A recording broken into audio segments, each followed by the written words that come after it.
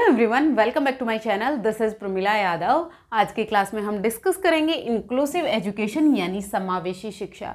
समावेशी शिक्षा का टॉपिक ऐसा है जो बहुत इंपॉर्टेंट है। यहाँ से कम 5 नंबर पूछे जाते हैं, चाहे वो सीटेट हो, चाहे वो एसटेट हो, चाहे वो यूपीटेट हो। इंक्लूसिव एजुकेशन का मतलब है कि हर एक तरह का बच्चा एक ही क्लासरूम में पढ़ेगा, यानी चाहे बच्चा किसी भी जाति का हो, किसी भी धर्म का हो, किसी भी रिलीजन का हो, कि किसी भी तरह की डिसेबिलिटी हो, यानी उसे सुनने में दिक्कत हो, चाहे बोलने में दिक्कत हो, चाहे उसे चलने में दिक्कत हो, चाहे उसे सुनने में दिक्कत हो, हर तरह का बच्चा है एक ही क्लासरूम में पढ़ेगा, एक ही छत के नीचे पढ़ेगा। किसी भी बेस पर बच्चों में सेग्रीगेशन नहीं करना है, अलगाव नहीं करना है।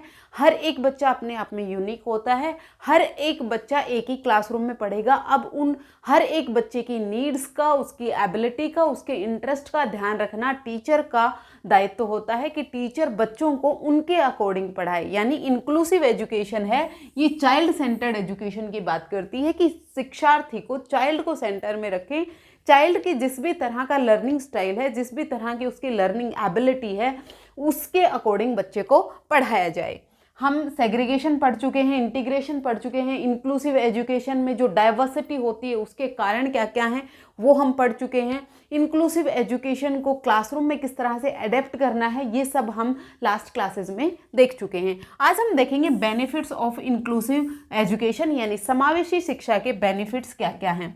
सबसे पहले आता है इक्वल अपॉर्चुनिटी। हर एक बच्चे को इक्वल अपॉर्चुनिटी मिलती है, यानी बच्चा किसी भी तरीके की लर्निंग स्टाइल का हो, यानी कुछ बच्चे देखकर सीखते हैं, कुछ बच्चे बोलकर सीखते हैं, कुछ बच्चे करके सीखते हैं, कुछ बच्चे पढ़कर सीखते हैं। तो हर एक बच्चे को उसके अकॉर्डिंग पढ़ाया जाएगा। कुछ बच्चों को सुनने में प्रॉब्लम है, उस बच्चे को भी इक्वल अपॉर्चुनिटी मिले कि वो भी बाकी बच्चों के बराबर पढ़ सके। जिस बच्चे को देखने में दिक्कत है उसको भी बराबर अवसर मिले कि वो भी अपनी जो मैक्सिमम पोटेंशियल है वहां तक पहुंच पाए।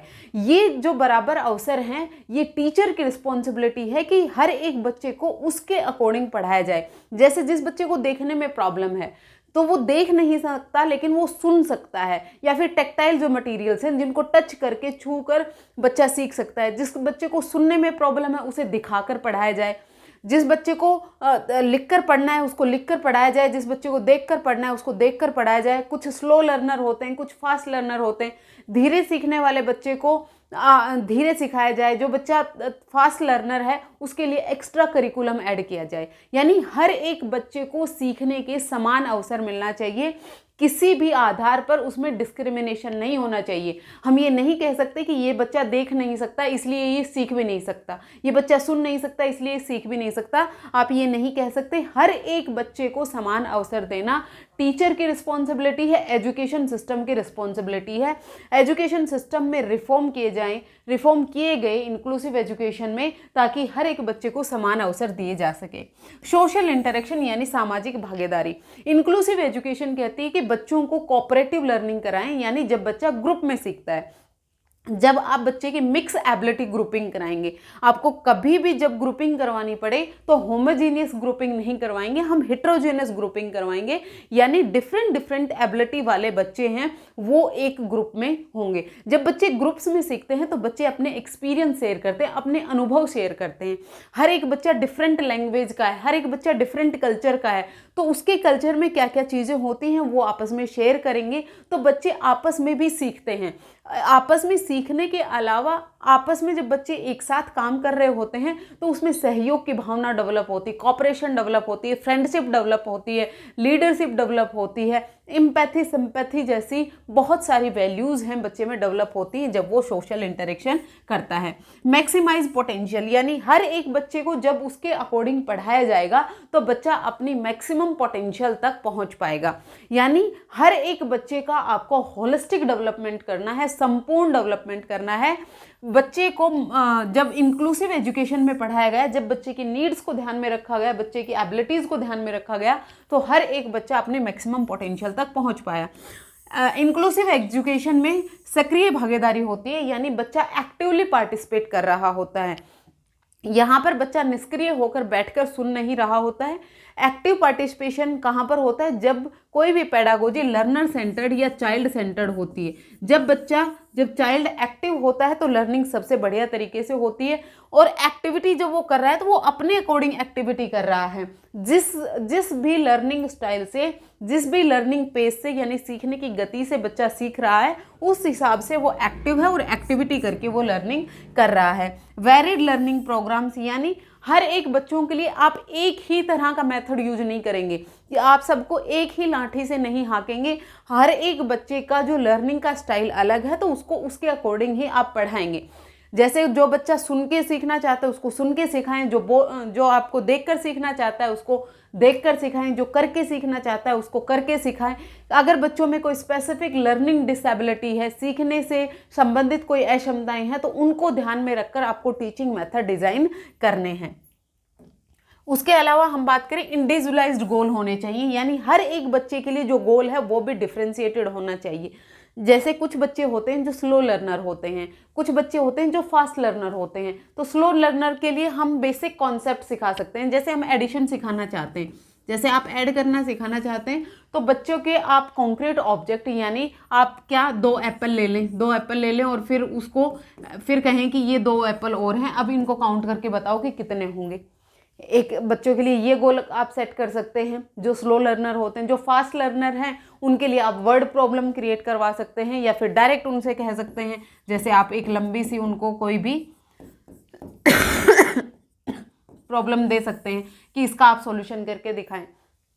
यानी हर एक बच्चे के लिए जो गोल है वो भी स्पेसिफिक होना चाहिए। हर एक बच्चे के लिए गोल इक्वल नहीं होना चाहिए, क्योंकि अगर सबके लिए आप इक्वल गोल रखेंगे तो जो स्लो लर्नर हैं वो फास्ट लर्नर के साथ नहीं पढ़ पाते। जो फास्ट लर्नर हैं वो फिर बोर हो जाएंगे, क्योंकि उनकी कैपेबिलिटी उनमें ज़्यादा है। तो आपको क्या करना है, इंडिविजुअलाइज्ड गोल रखे जाते हैं इंक्लूसिव एजुकेशन में। पॉजिटिव बिहेवियर, टीचर को अपना व्यवहार है वो पॉजिटिव रखना चाहिए, क्योंकि हर एक बच्चा है, वो ज़रूरी नहीं है कि जो एक्सपेक्टेशंस आप बच्चे से कर रहे हैं बच्चा उन पर खरा उतरे। बच्चा अगर सवाल कर रहा है तो उसके सवाल को आपको इनकरेज करना चाहिए। बच्चे को अगर कोई भी परेशानी है तो उसको परेशानी का सॉल्यूशन देना चाहिए। उसके लिए एक पॉजिटिव एनवायरनमेंट क्रिएट करना चाहिए ताकि बच्चा अपने मैक्सिमम पोटेंशियल तक पहुंच सके। वैल्यूइंग डाइवर्सिटी, यानी जो विविधता है, विविधता किसके आधार पर है? विविधता कल्चर के आधार पर है, लैंग्वेज के आधार पर है, सोसाइटी के आधार पर है, रंग रूप के आधार पर है, कास्ट के आधार पर है, जेंडर के आधार पर है, रिलीजन के आधार पर है। बहुत तरह की डाइवर्सिटी है, तो आपको डाइवर्सिटी को आपको वैल्यू करना है। अगर मल्टीलिंगुअलिज्म है आपकी क्लासरूम में, डिफरेंट लैंग्वेज बोलने वाले बच्चे हैं, तो उसको आपने बैरियर नहीं मानना है, बाधा नहीं मानना है, उसको एज ए रिसोर्स यूज करना है। जब बच्चे डिफरेंट लैंग्वेज बोलने वाले बच्चे आपके क्लासरूम में हैं तो वो सब एक दूसरे की भाषा भी सीखते हैं। तो आपको डाइवर्सिटी को वैल्यू करना है। कम्युनिटी इन्वॉल्वमेंट करना है, यानी जो कम्युनिटी के लोग हैं, कम्युनिटी के लोग कौन हो गए? जो पेरेंट्स हो गए, आसपास के लोग जो काम करते हैं। जैसे आप बच्चे को एक सोल्जर की लाइफ समझाना चाहते हैं तो आप एक सोल्जर को क्लासरूम में इनवाइट कर लीजिए, वो अपने एक्सपीरियंस जब बच्चे के साथ शेयर करेगा तो अच्छा सीख पाएगा। आप एक किसान की लाइफ बच्चे के साथ शेयर करना चाहते हैं तो किसान को आप क्लासरूम में बुला लीजिए। तो ये क्या होता है? ये कम्युनिटी इन्वॉल्वमेंट होता है। सेंसिटिविटी एंड नॉन डिस्क्रिमिनेशन, आपको बच्चे में किसी भी आधार पर, XYZ कोई भी आधार हो, किसी भी आधार पर डिस्क्रिमिनेट तो बिल्कुल भी नहीं करना है। और हर एक बच्चे के जो कल्चरल बैकग्राउंड में कोई भी डिफ्रेंशिएट है, कोई भी टाइप की डाइवर्सिटी है, उसको लेकर आपको सेंसिटिव होना है। आपको ध्यान रखना है कि किसी भी आधार पर बच्चा पिछड़ा ना रह सके। ये इंक्लूसिव एजुकेशन के फायदे हैं। डायरेक्ट क्वेश्चन पूछा जाता है, याद रखिएगा। Teaching learning strategy, inclusive education में आप किस तरह की टीचिंग लर्निंग स्ट्रेटेजी इस्तेमाल कर सकते हैं? आपको विभिन्नकृत शिक्षण देना है, यानी आपको डिफ्रेंशिएटेड इंस्ट्रक्शंस देने हैं। डिफ्रेंशिएटेड इंस्ट्रक्शन का मतलब क्या है? हर एक बच्चे का सीखने का तरीका डिफरेंट होता है, तो हर एक बच्चे को उसके तरीके से आपने सिखाना है। यही है डिफ्रेंशिएटेड इंस्ट्रक्शन। हर एक बच्चे में इंडिविजुअल नीड्स के अनुसार अलग अलग एक्सपीरियंस और एनवायरनमेंट प्रोवाइड करना। डिफरेंट लर्निंग स्टाइल, अलग अलग सीखने के तरीके होते हैं। हमने VAR के मॉडल ऑफ लर्निंग पढ़ा था, फ्लेमिंग ने दिया था। फ्लेमिंग कहते हैं कि जो लर्निंग है वो मेनली कितने प्रकार की होती है? 4 प्रकार की होती है। VAR के विजुअल, यानी जो देखकर सीखते हैं, A से ऑडिटरी, यानी जो सुनकर सीखते हैं, R से रीडिंग एंड राइटिंग यानी जो लिखकर और पढ़कर सीखते हैं, K से काइनेस्थेटिक यानी जो करके सीखते हैं। तो मेनली ये 4 तरह के जो लर्नर हैं इनके लर्निंग स्टाइल अलग है। तो इनकी हर एक बच्चे की जो लर्निंग स्टाइल है वो आपको समझनी है कि बच्चा कौन से लर्निंग स्टाइल से सीख रहा है और उसको उसी लर्निंग स्टाइल से पढ़ाना है। टीचर को ऑब्जर्व करना है कि किस बच्चे का कौन सा लर्निंग सीखने का तरीका है, आपको उसी तरीके से पढ़ाना है। फिर टीचिंग मैथडोलॉजी को ऐसे डिजाइन करना है कि हर एक बच्चा उसमें कनेक्ट कर सके और बेनिफिट ले सके। यानी डिफरेंशिएटेड इंस्ट्रक्शन का मतलब है हर एक बच्चे को उसी के तरीके से पढ़ाना। यही है विभेदितकृत या फिर भिन्नकृत शिक्षण। नेक्स्ट होता है एग्जाम्पल है डिफरेंशिएटेड इंस्ट्रक्शन का। एग्जाम्पल क्या होगा, जैसे कोई स्लो लर्नर है, धीरे सीखने वाला है, उसको आप बेसिक लेवल से सिखाएं। 2 एप्पल + 1 एप्पल कितना होगा, ये आप गिन के बताओ। ऑब्जेक्ट मतलब एप्पल रखने हैं आपने, बच्चा गिन के आपको बताएगा। विजुअल्स और हैंड्स ऑन मेथड का यूज किया। फिर उसके बाद इंटरमीडिएट लेवल वाला बच्चा है यानी एवरेज बच्चा है, उससे आप डायरेक्ट करवाओ। 12 में जब आप 5 ऐड करेंगे तो कितना आएगा। यहाँ पर सिंपल न्यूमेरिकल एडिशन है। अगर कोई एडवांस लेवल का बच्चा है यानी गिफ्टेड बच्चा है तो उसके लिए आप क्या करेंगे, उसको आप वर्ड प्रॉब्लम देंगे कि रवि के पास 25 चॉकलेट है, उसमें 17 और मिलती हैं तो कुल कितनी होंगी। ये क्या है, ये हाई लेवल की प्रॉब्लम है। सिखाना आपको सब में एडिशन ही है, सिखा रहे हैं, कॉन्सेप्ट क्या है सेम है, एडिशन ही आप सिखा रहे हैं, लेकिन डिफरेंट तरीके से ही आप बच्चे को एडिशन सिखा रहे हैं। यही है आपके डिफरेंशिएटेड इंस्ट्रक्शन। फिर आती है कोऑपरेटिव टीचिंग लर्निंग स्ट्रेटजी, यानी जब बच्चा ग्रुप में सीखता है, जब बच्चा कोऑपरेशन से, सहयोग से सीखता है। इसमें एक से अधिक बच्चे मिलकर शेयर्ड लर्निंग गोल या टास्क को पूरा करते हैं। यानी एक टास्क बच्चे को दिया हुआ होता है, एक टास्क एक ग्रुप को दिया हुआ होता है। अब वो पूरा ग्रुप है वो उस टास्क पर काम कर रहा होता है। अपने जो काम है वो बांट लेते हैं कि मैं इस पर राइटिंग करूँगा, मैं इस पर पीपीटी बनाऊँगा, मैं इसका पिक्चर बनाऊँगा, मैं इसको प्रेजेंट करूँगा, इससे रिलेटेड जो भी कंटेंट, जो भी रिसोर्सेज कलेक्ट करने हैं वो मैं करूँगा। इस तरह से बच्चे अपनी अपनी रिस्पॉन्सिबिलिटी शेयर करके रखते हैं। बच्चों का स्मॉल मिक्स्ड एबिलिटी ग्रुप बनाना है। याद रखिएगा जब भी आप ग्रुपिंग कर रहे हैं, ग्रुपिंग हमेशा मिक्स्ड एबिलिटी ग्रुपिंग होनी चाहिए, यानी डिफरेंट क्षमताओं वाले बच्चे एक ग्रुप में होने चाहिए। ग्रुप को एक प्रॉब्लम और टास्क दिया जाता है जिसमें वो मिलकर सोल्व करते हैं। तो यहाँ पर बच्चों में एक्टिव एंगेजमेंट होती है और कंस्ट्रक्टिव फीडबैक भी मिलता है। देखिए इसमें क्या होता है, बच्चा क्वेश्चनिंग में भाग लेते हैं, क्वेश्चन करेंगे। जब बच्चों को कोई भी आप एक समस्या देते हैं तो इस समस्या का समाधान किस तरह से कर सकते हैं, बच्चे सवाल करेंगे, और जितने ज़्यादा बच्चे सवाल करेंगे उतनी ही लर्निंग बेहतर होगी। इंटरपर्सनल रिलेशनशिप बढ़ते हैं, यानी इंटरपर्सनल का मतलब हुआ एक दूसरे से। जब बच्चे ग्रुप में सीखते हैं तो वहाँ पर रिलेशन बढ़िया होते ही हैं। टीम अप्रोच से प्रॉब्लम सॉल्व करते हैं, साथ में इंडिविजुअल अकाउंटेबिलिटी भी रखते हैं। जैसे मैंने अभी बताया कि एक ग्रुप है, उसको एक ही प्रोजेक्ट पर काम करता है, लेकिन हर एक की अलग अलग रिस्पॉन्सिबिलिटी भी होती है। डाइवर्सिटी को अप्रिशिएट करना सीखते हैं बच्चे, एक दूसरे को एक्सेप्टेंस सीखते हैं कि अगर ये मुझसे थोड़ा डिफरेंट है तो भी इसको मुझे एक्सेप्ट करना है। क्रिटिकल थिंकिंग से आइडियाज़ क्लियर होते हैं। पीयर से प्रॉब्लम सॉल्विंग टेक्निक सीखते हैं। स्किल्स पर एक्स्ट्रा प्रैक्टिस मिलती है। जब भी बच्चे पीयर ग्रुप में, पीयर का मतलब क्या होता है, उसी एज के उसके फ्रेंड्स, जब भी बच्चा पीयर लर्निंग कर रहा होता है तो ये सबसे बढ़िया लर्निंग होती है। क्यों, कई बार क्या होता है, कुछ बच्चे टीचर से डायरेक्ट क्वेश्चन करने में झिझकते हैं, डायरेक्ट क्वेश्चन नहीं कर पाते, लेकिन जब वो अपने दोस्त के साथ सीखते हैं तो वो अपनी जो समस्या आ रही है उसको ईजिली अपने दोस्त के सामने रख पाते हैं, और जो दोस्त है वो उसकी उस समस्या का समाधान भी करवा पाता है। ये है कोऑपरेटिव लर्निंग। जैसे एग्जाम्पल देखो, यहाँ पर एक प्रोजेक्ट दिया, इन्वायरमेंटल प्रोटेक्शन प्रोजेक्ट है। यहाँ पर मिक्स्ड एबिलिटी ग्रुपिंग करवाई गई है। देखिए यहाँ पर जिस बच्चे को दिखाई नहीं दे रहा उसको भी इंक्लूड किया है। तो ये बच्चे क्या हैं, एक बच्चा क्या कर रहा है, सबकी शेयर्ड रिस्पॉन्सिबिलिटी है। एक बच्चा पिक्चर को ड्रॉ कर रहा है, एक बच्चा राइटिंग कर रहा है, इंफॉर्मेशन को राइट कर रहा है, तीसरा बच्चा प्रेजेंटेशन दे रहा है, और ये बच्चा क्या है, जो स्पेशल वाला बच्चा है, ये क्या करेगा, चीज़ों को टच करके, जिसको दिखाई नहीं दे रहा वो टेक्टाइल मटेरियल से इंफॉर्मेशन कलेक्ट कर रहा है, या फिर जिसको सुनाई नहीं दे रहा वो देखकर चीज़ों को, इंफॉर्मेशन को कलेक्ट कर रहा है। तो ये डिफरेंट एबिलिटी वाले बच्चे हैं जो एक ही प्रोजेक्ट पर काम कर रहे हैं। उसके कारण बेनिफिट्स क्या होंगे, इसमें टीम वर्क और सपोर्ट की भावना डेवलप होगी, इम्पैथी और इंक्लूजन डेवलप होगा, और सोशल स्किल्स यानी एक दूसरे के साथ एडजस्ट होना भी बच्चे सीखते हैं।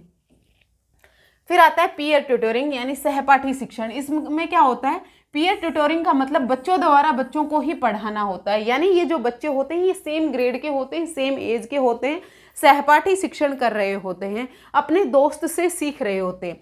पीयर ट्यूटर का काम सिर्फ मदद करना होता है, असेसमेंट करना नहीं होता। यहाँ पर जहाँ पर भी बच्चे को प्रॉब्लम आती है तो वो अपने दोस्त से पूछता है और दोस्त उसकी हेल्प करता है। सिर्फ असेसमेंट यहाँ पर नहीं किया जाता। सिर्फ एकेडमिक्स ही नहीं सीखता, नॉन एकेडमिक स्किल्स जैसे स्पोर्ट्स हो गया, जैसे चार्ट बनाना हो गया, जैसे और को करिकुलर एक्टिविटीज़ हो गई, सिंगिंग हो गया, डांसिंग हो गया, इसमें भी पीयर ट्यूटरिंग होती है।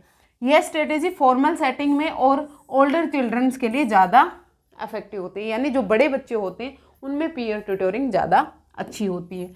उसके अलावा हम बात करें, पीयर ट्यूटर्स अक्सर में उन बच्चों को बेहतर सिखा पाते हैं जो अडल्ट से सीखने में असहज महसूस होते हैं। जैसे मैंने अभी बताया, कई बार बच्चे ऐसे होते हैं जो टीचर से डायरेक्ट क्वेश्चन नहीं कर पाते तो वो अपने सहपाठी से सीख लेते हैं। इसमें जो सिखाने वाला है और सीखने वाला है दोनों के बीच में अच्छी बॉन्डिंग डेवलप होती है, फ्रेंडशिप डेवलप होती है। तो ये है पीयर ट्यूटरिंग। फिर उसके बाद आता है आपका असेसमेंट इन इंक्लूसिव सेटअप।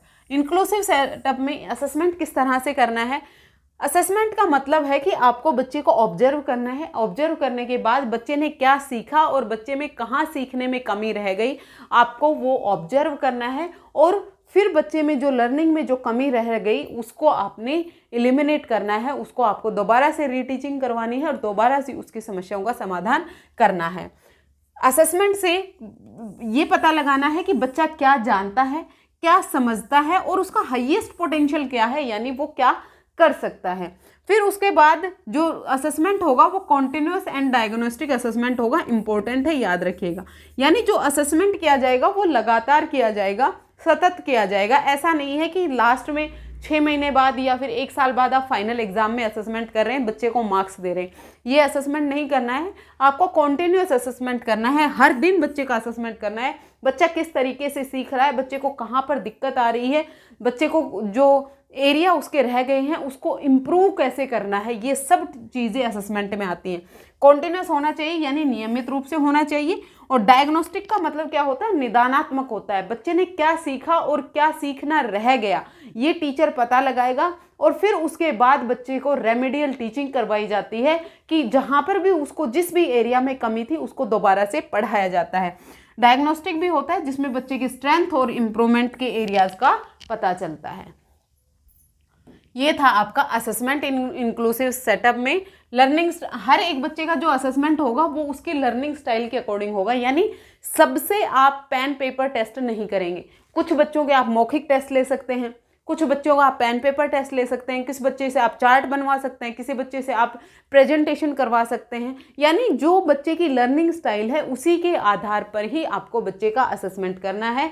हर एक बच्चे का असेसमेंट सेम तरीके से और सेम लेवल का नहीं होना चाहिए। जब आप क्वेश्चन पेपर सेट करते हैं तो डिफरेंट एबिलिटी वाले बच्चों के अकॉर्डिंग आपको जो पेपर है वो सेट करना होगा। जो स्लो लर्नर है उनके लिए इजी क्वेश्चन, बेसिक लेवल के क्वेश्चन रखने होंगे, जैसे मैंने डिफरेंशिएटेड इंस्ट्रक्शन में आपको बताया था। जो गिफ्टेड बच्चे होते हैं उनके लिए आपको हाई लेवल के क्वेश्चन डालने होंगे। हर एक बच्चे को उसकी क्षमता के अनुसार सीखने और ग्रो करने का मौका देना है, यानी बच्चे का होलिस्टिक डेवलपमेंट करना है, बच्चे को उसके मैक्सिमम पोटेंशियल तक पहुँचने में मदद करनी है। किसी भी बच्चे को पीछे नहीं छोड़ना, किसी भी आधार पर आप किसी भी बच्चे को डिस्क्रिमिनेट नहीं करेंगे। लर्निंग का स्ट्रेस फ्री और सपोर्टिव एनवायरनमेंट बनाना है ताकि ड्रॉप आउट रेट कम हो सके, ताकि बच्चा स्कूल में आने के लिए इंटरेस्ट दिखाए। अगर बच्चे की नीड्स को ध्यान में नहीं रखा जाएगा, बच्चे की लर्निंग स्टाइल को ध्यान में नहीं रखा जाएगा तो बच्चा क्लास में, स्कूल में आने में इंटरेस्टेड ही नहीं होगा। जब वो क्लास में, स्कूल में ही नहीं आएगा तो आप पढ़ाएंगे किसी। इसीलिए बच्चे के लिए पॉजिटिव एनवायरनमेंट बना के रखना है ताकि बच्चे को ये लगे कि मैं भी वैल्यू करता हूँ, मेरा भी ध्यान रखा जाता है, जो मेरा इंटरेस्ट है, जो मेरी एबिलिटीज़ हैं, जो मेरा लर्निंग स्टाइल है उसको ध्यान में रखकर जब मुझे पढ़ाया जा रहा है तो बच्चे की लर्निंग है वो बेहतर होती है। ओवरऑल का मतलब क्या है? इंक्लूसिव एजुकेशन का मतलब है हर एक बच्चे की नीड्स को आपको ध्यान में रखना है।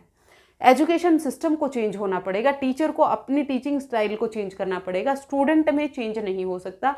बच्चा अपने आप में यूनिक है, आपको उसके अकॉर्डिंग अपने आप को ढालना होगा। बच्चा एडजस्ट नहीं करेगा, एजुकेशन सिस्टम और टीचर है वो एडजस्ट करेगा।